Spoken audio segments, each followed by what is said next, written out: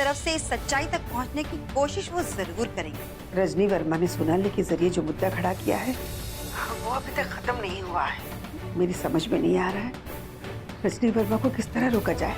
अगर बलदेव जी अपने घर में ये बात बताएंगे और अगर ये एक बार बात खुल गई और मीडिया में पहुंच गई तो आप बहुत बदनामी होगी रजनी। कब कहाँ मिलना है मैं आ जाऊंगा। अगर आप कहें तो आपकी ऑफिस ही आ जाता हूँ। नहीं, ऑफिस नहीं, मैं आपको एसएमएस करता हूं कि कहाँ मिलना है। खुद को फ्री रखिएगा। आपके लिए तो हर वक्त हाजिर हूं। ठीक है, बाकी मिलकर बात करते हैं। जी धन्यवाद, नमस्कार। नमस्कार।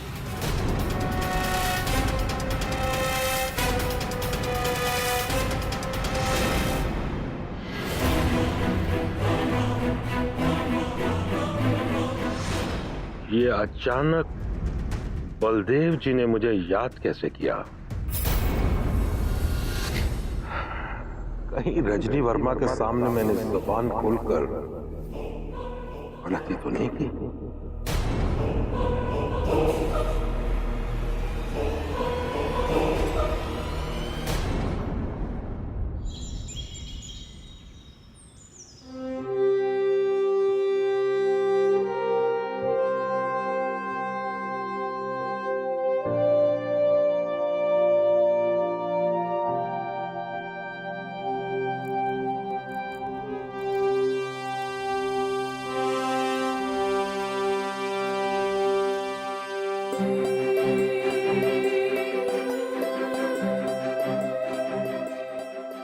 बहू जी, जूस।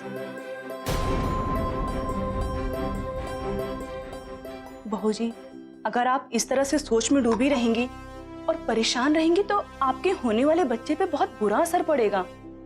और आपको तो हमेशा खुश रहने की कोशिश करनी चाहिए बहू जी। कैसे खुश रहूं? देख नहीं रही हो तुम? नई नई बातें सामने आ रही हैं। इन बातों का किसी के पास कोई जवाब नहीं। बहू जी, आपसे ये सारी बातें जानकर बड़ी मालकिन भी बहुत परेशान है। वो भी हर वक्त गुमसुम और सोचती रहती हैं। मैंने माची को ये सच्चाई बताई ही इसीलिए ताकि वो पापा जी से पूछे कि आखिर सच है क्या। मुझे तो ये लगता है बहू जी, आप बुरा मत मानिएगा, कहीं कोई आपको बहकाने की कोशिश तो नहीं कर रहा है। क्योंकि अगर ऐसी कोई बात होती तो बड़े मालिक कभी भी वसीयत नाम करने की बात ही नहीं करते। तुम्हें मालूम भी है कि वसीयत में क्या लिखा था? वसीयत करना भी ना करने के बराबर था। आपकी बात हो सकता है कि सही हो बहू जी, लेकिन मैं तो यही सोचती हूँ कि अगर सचमुच मालिक की कोई दूसरी औलाद होती तो मालिक इतना परेशान ही नहीं होते कि ये जायदाद किसके नाम होगी, इसका वारिस कौन होगा।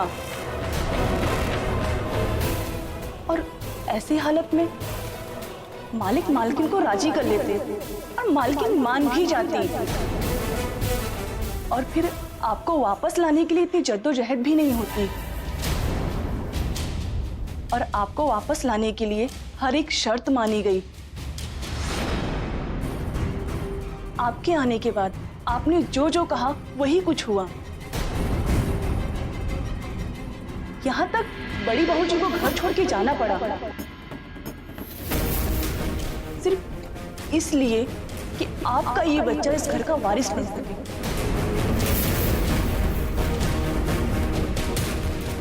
और आप कह रही हैं कि बड़े मालिक की कोई दूसरी औलाद भी है। ये सब किसने समझाया है? किसी ने नहीं बहू जी, मैं भी इसी घर में रहती हूँ और मैं भी सोच सकती हूँ। ये बात अलग है बहू जी कि इस घर में बोलने का मेरा कोई अधिकार नहीं है, लेकिन किसी की सोच पे कोई पहरा तो नहीं है ना बहू जी। जो कुछ भी मैं सोचती हूँ बहू जी, मैंने आपको बता दिया। अगर मेरी बात आपको सही लगे बहू जी तो एक बार सोचिएगा जरूर। लीजिए बहू जी, जूस पी लीजिए। खाना खाने के तुरंत बाद जूस पी लेना चाहिए। वरना एसिडिटी की संभावना रहती है। लीजिए। और बहू जी, एक बात और, जिसने भी आपसे ये सब कुछ कहा है उससे एक बार जरूर पूछिएगा कि इन बातों का उसके पास कोई सबूत है तो वो देती क्यों नहीं।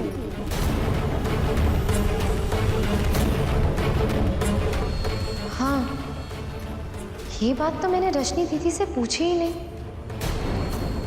कि आखिर वो किस आधार पर कह रही है कि ये बच्चा कौन है और कहाँ है।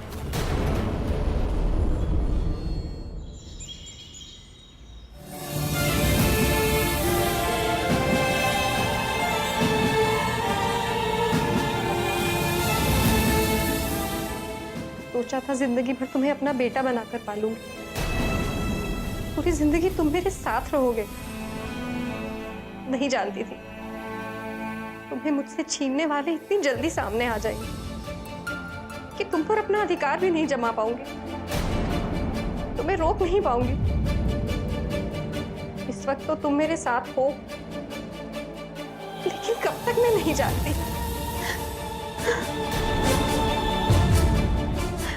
डॉक्टर आरती, अरे आप एक डॉक्टर होकर इतनी इमोशनल हैं। एक डॉक्टर के सीने में भी दिल होता है रजनी जी। 22 साल ब्रज को मैंने अपने सीने से लगाकर पाला है। अब तो लगता है ये चला जाएगा तो ये सूना हो जाएगा।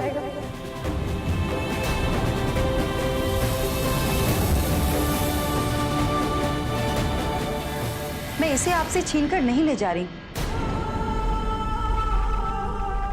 आपको तो अच्छी तरह से मालूम है कि मैं इसे इसका अधिकार दिलाना चाहती हूँ।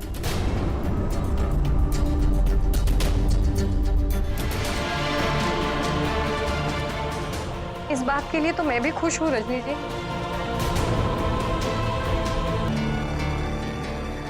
लेकिन ब्रज से दूर जाने का दुख भुलाया नहीं जा सकता।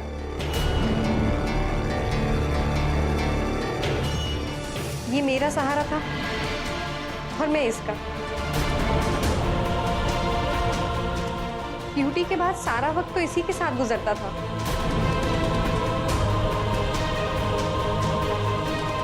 उससे अलग होने के बाद ब्रज को ही तुमने अपना सहारा बना लिया। ये सच है आदित्य कि तुमसे अलग होने के बाद ब्रज ही मेरा सबसे बड़ा सहारा। और आज एक बार फिर तुम करीब आए हो, ब्रज का साथ छूट रहा है। ये कैसा संजोग है। ब्रज का साथ कहाँ छूट रहा है? आप ऐसा क्यों सोच रही हैं? मैं ब्रज पर अपना अधिकार नहीं जताऊंगी रजनी जी।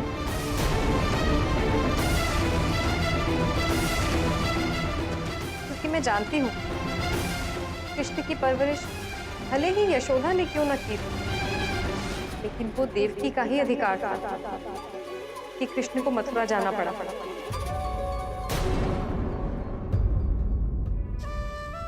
आपने ब्रज को जन्म दिया है, आपका अधिकार तो उस पर सबसे बड़ा है।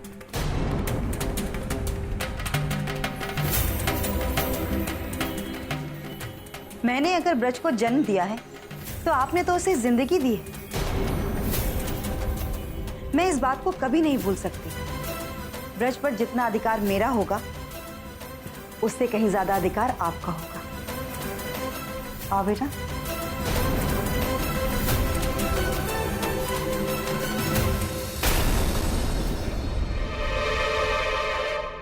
ब्रज को अधिकार दिलाने की लड़ाई मैं छेड़ चुकी हूँ, लेकिन डॉक्टर आरती, मुझे इसमें आपका साथ चाहिए होगा, क्योंकि ये सिर्फ मेरे ब्रज के अधिकार की बात नहीं, ये आपके ब्रज के अधिकार की भी बात है।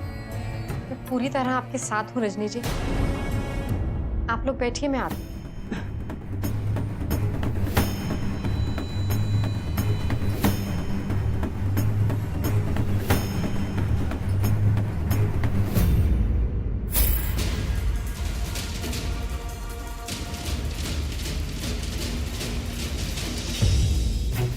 मैं एहसानमंद रहूंगी रामेश्वर जी, जिनकी वजह से मुझे मेरा ब्रज मिला।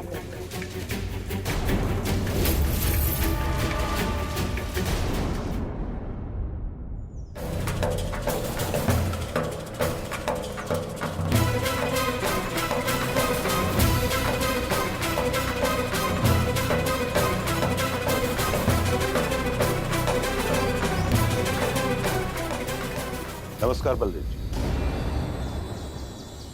नमस्कार। कैसे हैं आप? मैं तो ठीक हूं। माफ कीजिएगा, मुझे आने में थोड़ी देर हो गई। नहीं नहीं नहीं, आपको आने में देर नहीं हुई, शायद मैं ही जल्दी आ गया। आपने पहुंचने में देरी नहीं की, लेकिन मैंने आपको पहचानने में जरूर देरी कर दी। ये आप क्या कह रहे हैं बलदेव जी? हाँ, माना कि आप राजनीति में नहीं, लेकिन आप राजनीति से जुड़े तो हैं ना। आपने सालों साल मेरा काम संभाला, लेकिन राजनीति के कुछ अपने उसूल होते हैं, और वो उसूल ये हैं कि जब आप किसी राजनेता के लिए काम कर रहे हैं तो उसके सीक्रेट्स और उसकी खुफिया बातें किसी के सामने उजागर नहीं करते रामदास, चाहे बाद में आप किसी के साथ भी काम करें। यही उसूल होते हैं राजनीति के। लेकिन मुझे लगता है कि आप ये सारे उसूल भूल चुके हैं। अगर मेरे से गलती हुई है तो मैं माफी चाहता हूं बलदेव जी, लेकिन जानबूझकर मैं ऐसी कोई गलती नहीं करता। आपने जितने दिन हमारे लिए काम किया वो वक्त हमारा था, और उसकी पूरी कीमत दी जा चुकी है आपको। फिर उस वक्त के राज आज क्यों उजागर हुए? ये आप किस राज की बात कर रहे हैं बलदेव जी? उसी राज की जो मेरे और आपके अलावा कोई नहीं जानता था, कि रजनी वर्मा के बच्चे को मारने की साजिश की गई थी, ताकि वो बच्चा जिंदा इस दुनिया में ना आए। आपने ये बात रजनी वर्मा को बता दी। ये बात आपकी जुबान से निकली कैसे? आपकी बात बिल्कुल जायज है बलदेव जी, पर एक बार आप मेरी बात तो सुनिए। आप अपनी गलती की क्या सफाई देना चाहते हैं, या फिर आपने इस बात का बदला लिया कि मैंने आपको अपने यहां से हटा दिया? ये तो आपकी मर्जी है, आप जिसको रखें जिसे ना रखें, लेकिन ये बात सच है कि हमारे अलावा ये राज डॉक्टर आरती की जानते थे।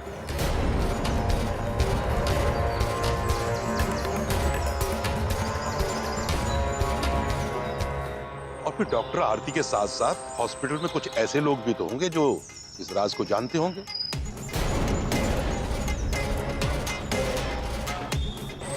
और ना जाने ये राज कहां से खुल गया। यानी कि आप ये कह रहे हैं कि आपने रजनी वर्मा को ये बात नहीं बताई? बताई नहीं बलदेव जी, बल्कि मजबूरन स्वीकार करना पड़ा, क्योंकि इस बात का रजनी वर्मा को पहले से पता था। वो तो सिर्फ मुझे हाँ कहलवाने के लिए बुलवाया, और सारी बात उसने मुझे इस तरह से बताई कि मजबूरन स्वीकार करना पड़ा। यही बात सच है।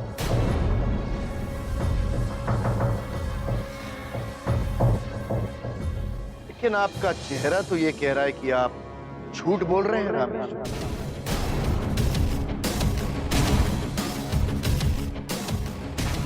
अब देखिए, आप यकीन करें या ना करें, लेकिन सच तो यही है। अगर ये बात सच है तो फिर मैं एक और सच आपकी जुबान से जानना चाहता हूं, जिसका दावा रजनी वर्मा ने किया। और इसी वजह से मैं ब्रज का बर्थ सर्टिफिकेट भी नहीं बनवा पाई। तो अगर आप हॉस्पिटल के रिकॉर्ड के हिसाब से ये साबित करना चाहेंगी तो नहीं कर पाएंगे। जिंदगी एक भंवर है। एक तरफ आपका दावा और दूसरी तरफ रजनी वर्मा का दावा। तो दोनों में से एक का दावा तो झूठा है ही।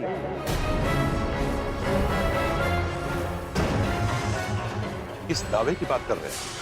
आपने उस वक्त ये दावा किया था कि जो बच्चा पैदा हुआ था वो मरा हुआ था।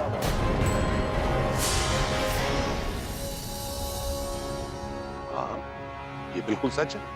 तो फिर आज रजनी वर्मा के इस दावे का क्या मतलब है कि वो बच्चा जिंदा?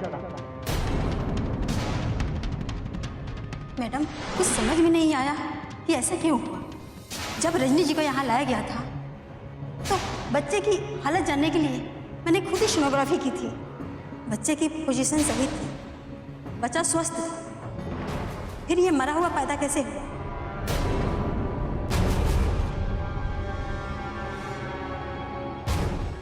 और आपने इंजेक्शन भी दी। क्या बकवास कर रही हो? डॉक्टर के सामने खड़े होकर सवाल करोगी? चलो जाओ यहाँ से। नहीं बलदेव जी, ये सच नहीं हो सकता। और रजनी वर्मा ने मुझसे यही उगलवाया था कि उस बच्चे को मारने की साजिश हुई, और इस बात की तो कोई गुंजाइश ही नहीं थी कि वो बच्चा जिंदा है।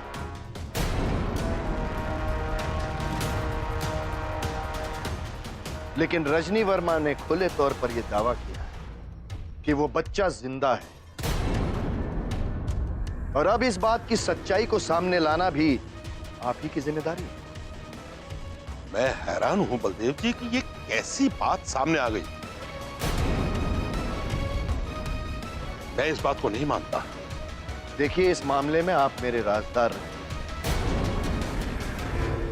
और इस मामले को आप ही अच्छी तरह देख सकते हैं, समझ सकते हैं और सुलझा सकते हैं।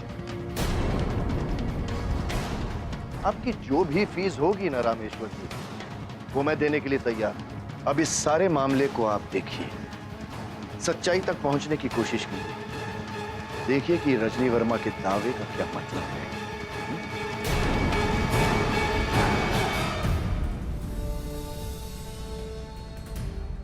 मैं रजनी वर्मा के पास जाकर खुद मिलूंगा और उससे पूछूंगा कि आखिरकार इस दावे का मतलब क्या है। नमस्कार।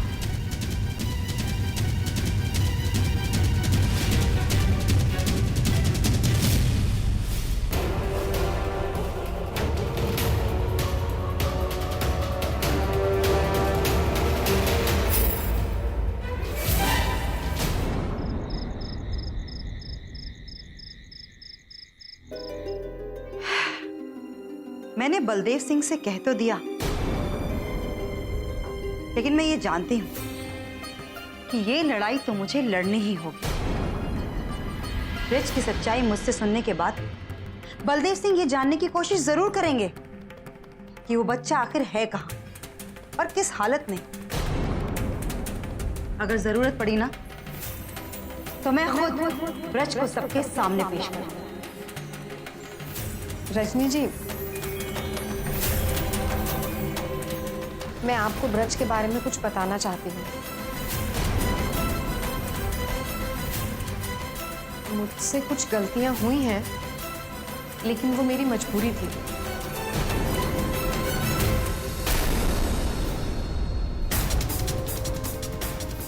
कौन सी मजबूरी? कैसी गलतियां? आप तो जानती हैं, जिस समय ब्रज का जन्म हुआ था, मैंने बलदेव सिंह को धोखे में रखकर ब्रज को बचा तो लिया था,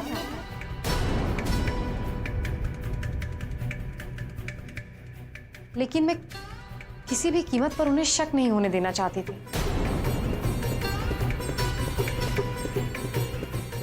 आप तो समझ सकती हैं, बलदेव सिंह जी इस प्रदेश के वित्त मंत्री थे, उनके पास पावर था।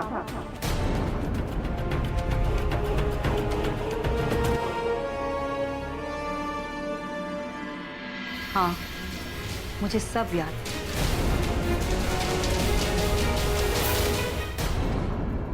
और अगर उन्हें सच का जरा भी पता चलता या भनक भी लगती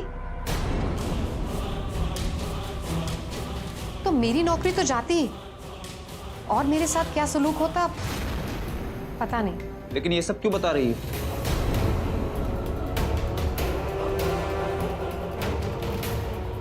मेरी बात पूरी होने दो आदित्य। मैं कुछ कहना चाहती हूँ, प्लीज सुन लो। हाँ हाँ, आप बोलिए। रज की सच्चाई छुपाने के लिए मैंने सारे रिकॉर्ड्स मिटा दिए। हॉस्पिटल के रजिस्टर में भी यही दर्ज है कि आपको मरा हुआ बच्चा पैदा हुआ था, और इसी वजह से मैं ब्रज का बर्थ सर्टिफिकेट भी नहीं बनवा पाई। तो अगर आप हॉस्पिटल के रिकॉर्ड के हिसाब से ये साबित करना चाहेंगी तो नहीं कर पाएंगे। अगर आपका ट्रांसफर संजीव नगर नहीं हुआ होता तो आप दोनों कभी एक दूसरे से अलग नहीं होते, और बलदेव सिंह ने आपका ट्रांसफर संजीव नगर मेरी वजह से ही कराया था। जिंदगी एक भंवर है। तो जब साबित करने की जरूरत पड़ेगी तो कैसे साबित करेंगे? आज की तारीख में ये कोई मुश्किल काम नहीं है। एक डीएनए टेस्ट से ये साबित हो जाएगा कि ये बच्चा बलदेव सिंह का ही है।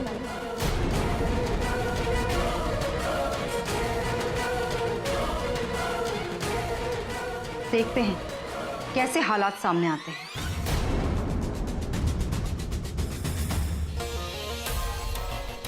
रज के बारे में ही सोच रही थी तो सोचा कि ये बात भी आपको बता ही दूं।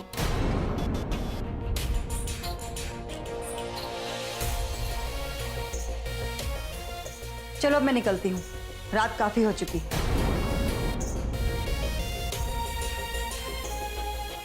लेकिन हाँ, जाने से पहले मैं तुम दोनों से कुछ बात कहना चाहती थी। हाँ कहिए।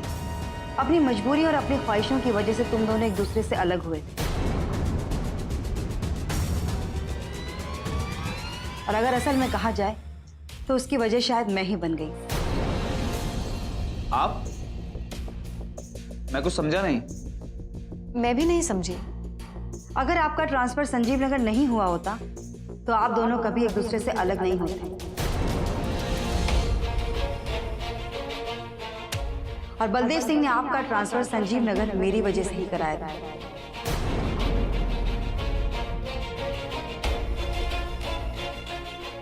ताकि आप संजीव नगर में मेरे साथ रहकर मेरी देखभाल कर सकें। ओह, आज सोचती हूँ तो ऐसा लगता है कि शायद आप दोनों के अलग होने की वजह मैं ही बन गई।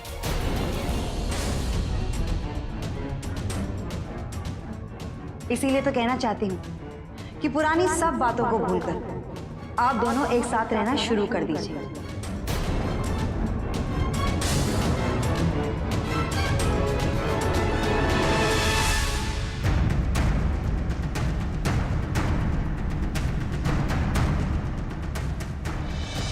कहीं रजनी वर्मा और आदित्य को मिलाकर हमने कोई गलती तो नहीं कर दी? आप ये कहना चाहती हैं कि इस घर में मेरे बच्चे की जान को खतरा है? इसीलिए अब उस घर में बच्चे के अधिकार की बात करना छोड़ दो। देखो, तुम जो समझाना चाहती हो वो मैं अच्छी तरह से समझा, लेकिन फिर भी मुझे लगता है कि इसमें कुछ गड़बड़ है शारदा।